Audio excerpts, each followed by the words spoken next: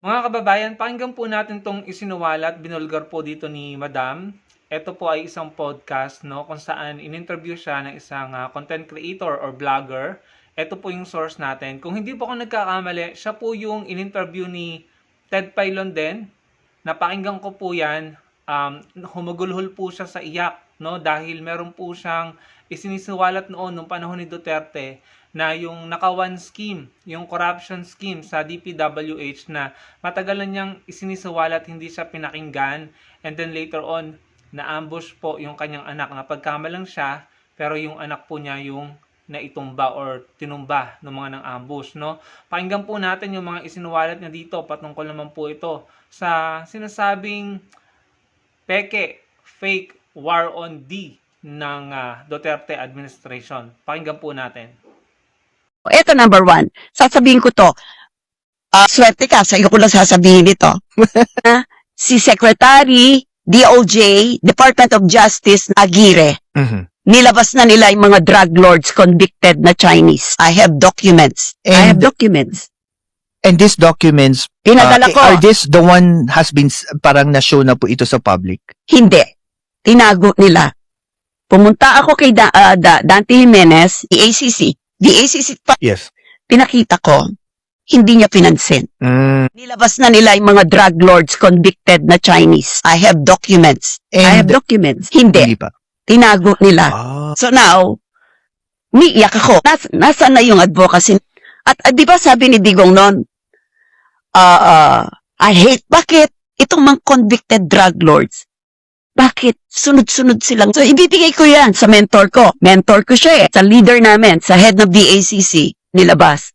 Alam mo ba na ako ang unang nakatuklas ng freedom for sale sa Bilibid dahil dyan sa mga convicted drug lords na pinalabas ni Duterte through Aguirre. Ma'am Pyra, freedom for sale means? Mayaman ka, kahit convicted ka, palabas ka if the price is right. They say na nung panahon daw ni Digong safety, no. Diyan naglilipa na ang mga Chinese pumapatay. Andyan ang mga triad, Chinese triad. They think yung pabrabado ni Digong, that's enough for them. But that's not the reality. Mismo si Digong, sinabi niya mismo na hindi ko kakayanin ang droga. Hindi ko pala kaya. Lumala. Siya mismo may sabi niyan, coming from his mouth. Oh, now tell me, bakit merong allegations na yung anak niya na Simpulong Duterte papasok ng droga? Videos ako na ginamit ng mga pulis. Pumatay, magbenta ng droga. Dinala ko ito kay Senator Bato. Nung unang-unang umano sila. But to no avail. Ayaw niyang imbestigahan. Kahit dala ko na ang mga witness. Ayaw. Mind you, yun ko yun, naka-record. Pwede ko ipadala yun. Ako lang yung tanging vlogger na kinuha na isinama ng Malacanang para mapasabi na ang war on drugs ni Digong ay makatotohanan na. Na ang gagawin lang namin, ipapositive ko lahat ng napatay. Yan ang order ko doon. Okay, Naku po. ito babanggitin ko pa to? Wag na. Oo, wag na. Ito ang papel ko dyan, nandiyan pangalan ko. Oo May nga. mga document pa dyan. Oo. Uy, grabe! Nandito ang mga ebidensya, mga kababayan. 2016. Grabe. Ang hawak kong region, Cordillera Region 1, Region 3. So parang pinapalabas nyo lang talaga ng legit, pero talagang trabaho, no? Basta't lahat ng napatay sa war on drugs, Oo. negative, positive, ipapositive ko. Naku po, sininyo na mga minamahal na Documents ko eh. Yan daw may document kita namin, no? Oo. Sa kapag may meeting kami sa DILG, sa krami ng panahon ni Bato, meron ako doon na photos. Naku po. So ngayon, Sinasabi ko nga sa mga sinasabi ng mga didis na wala daw droga. Anong alam nyo sa anti-drug war ni Digong? Hindi ako mag-record ng phone voice sa record. So, nila kamunin ako. Maglabasan kami ng mga boss. May tanong ako. Grabe, yung iPhone na phone ko, wala nang voice Okay, recording. Ninyo, may tanong ako. Kasi di ba ginagawa mo, kapag negative man or positive, ginagawa mong positive. Positive ko yung So tao. ngayon, ibig sabihin, trabaho mo yan. Noong panahon ni Duterte. Ng panahon ni Duterte. Ngayon, matanong kita, meron bang lagay sa'yo dyan para trabahuin mo yan? Anong lagay? Meron bang bayad sa'yo para trabahuin mo yan? 2 months lang namin tatrabahuhin Oh. na ipapositive. Oh. Nakapackage na kami ron. Nasa magkano yung May bag? budget ako. Doon po ako magpo-focus ng aking reaksyon doon sa mga isinuwalat ni ma'am, ni madam, yung nauna pong nagsalita, yung babae. Yung pagkakaalala ko, siya po yung in-interview ni Ted Filon na humagulhol po sa iyak, no? Meron po siyang video na sinasabi niya na yung anak niyang na-ambush kasi nga po lumalaban po siya sa korupsyon at saka sa illegal na gamot, pero dahil maraming masamang tao, sindikatong nabangga niya, yung po, anak po niya ang napagkamalan na siya, no? Anyway, nakakalungkot yon. Ngayon, ang reaction ko lang dyan mga kababayan, nagsalagsik po ako doon sa sinasabi niya na may mga Chinese na nakalaya, yung sinasabing freedom for sale ng DOJ, no? Yun po yung pagkakaunawa ko, freedom for sale, no? Ngayon, tinignan ko po yung mga balita noon, panahon ni Duterte at ito po natagpuan ko 7 years ago. So mga around 2019 or 2020 ito, no? 2019. 7 years ago, panahon ni Duterte. 4 na convicted Chinese D-Lord. Convicted, ibig sabihin napatunayan na sa korte. Pinalaya pa, mga kababayan. Kung daw ako nagkakamali, basahin niyo yung balitang yan. Si Pa Eldon po, ang head ng Bucor dyan. Anong ginawa kay Pa Eldon? Pinalaya niya eh.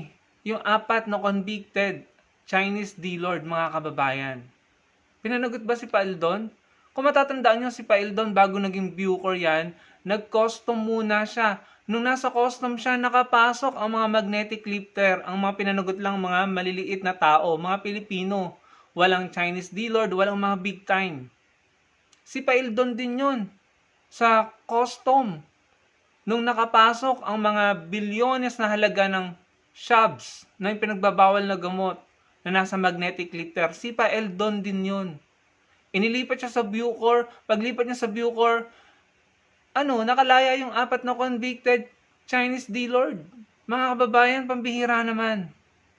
Come to think of it, sana ma-realize nyo.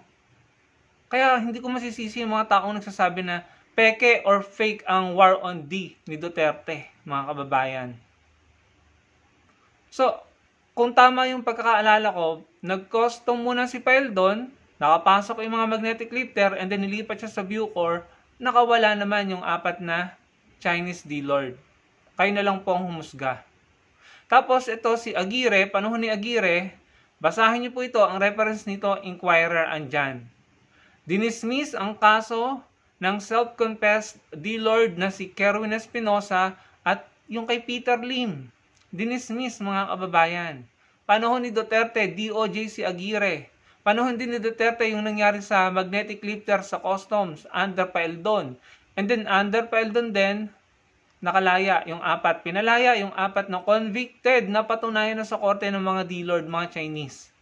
Pero pagdating sa mga maliliit na tao, small time, street level, na mga alleged na mga D-offender, mga small time lang user daw, pusher daw.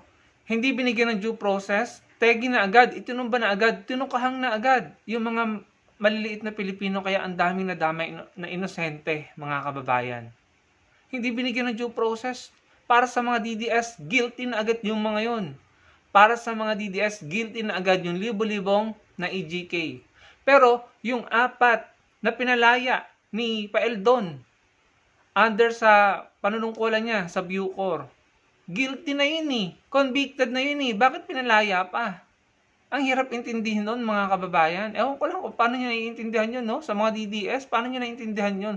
Paano nyo pinalampas yun? Galit na galit kayo at pinagtawanan nyo si Kian de los Santos. Pero hindi pa naman siya napatunayan sa korte.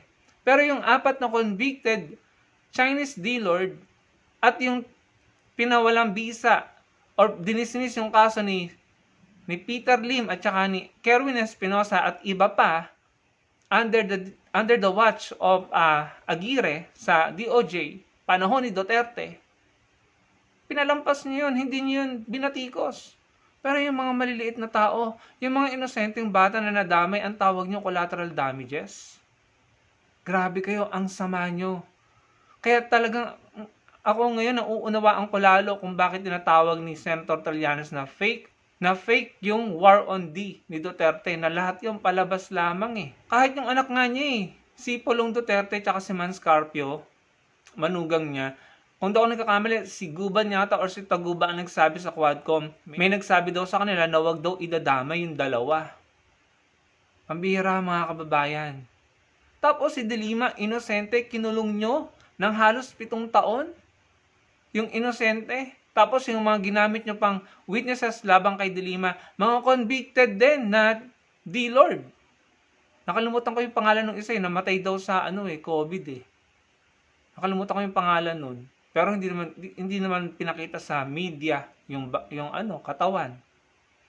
Hindi po ba nakakalungkot? Tapos mayroong mga pulis na nahuhuli sa CCTV, nagtatanim ng ebidensya sa bangkay ng isang alleged na offender ng D, mga kababayan. Alleged D offender, tinaniman ng ebidensya at ng barel. Tapos may pulis din na nag-resign na dahil hindi masikmura yung ginagawang quota system, di umano, at saka yung mga kalakaran, tanim ebidensya, tanim barel. Para lamang masabi na magaling ang paglaban kontra ipinagbabawal na gamot. Pero mga kababayan, in my opinion and the opinion of many Filipinos, palabas lamang ang lahat. Kayo na lang po humusga. Si Senator De Lima, ikinulong nila ng halos 7 taon. Pero yung mga convicted Chinese D-Lords, pinalaya. Walang napanagot dun sa magnetic lifter. Mga Pilipino, maliliit na Pilipino lamang ang pinanagot. Tapos yung mga street level, itinutumba na agad, ini-EGK na agad. Tapos yung mga kaso ng self-confess, dinismiss. Pati yung kay Peter Lim, under Vitaliano Aguirre and under Paeldon. Yung kay Paeldon, hindi katanggap-tanggap yun eh.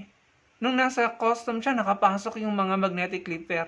Nung nasa Bucor siya, nakawala yung mga convicted or pinalaya yung mga convicted, 4 na convicted Chinese D-Lord.